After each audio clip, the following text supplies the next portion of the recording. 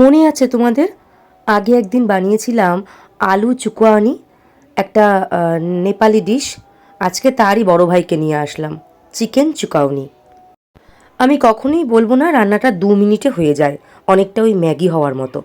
রান্না করতে ঠিক যেটুকু সময় লাগার কথা সেটুকুই লাগে, কিন্তু একদম নামমাত্র তেলে আর নামমাত্র মশলায় এই রান্নাটা কিন্তু হয়ে যায়। চিকেন পিসগুলোকে নুন, হলুদ, গোলমরিচ, কাশ্মীরি লঙ্কার গুঁড়ো আর আদা রসুনের পেস্ট দিয়ে 30 মিনিট মতো ম্যারিনেট করে রাখতে হবে।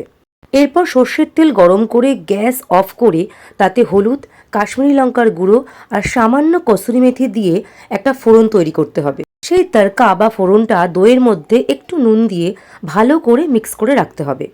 চিকেন পিসগুলোকে শ্যালো ফ্রাই করে নিয়ে তার মধ্যে পাতলা করে কাটা পেঁয়াজের কুচি আর লঙ্কা কুচি দিয়ে ভালো করে মেখে নিতে হবে।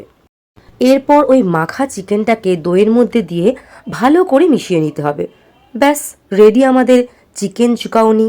গরমের সময় এই রকম খাবার দিয়ে লাঞ্চ করতে কিন্তু ভীষণ রিফ্রেশিং লাগে। আর শুধুই বা লাঞ্চ বলবো কেন, ডিনারেও এটি ফাটাফাটি।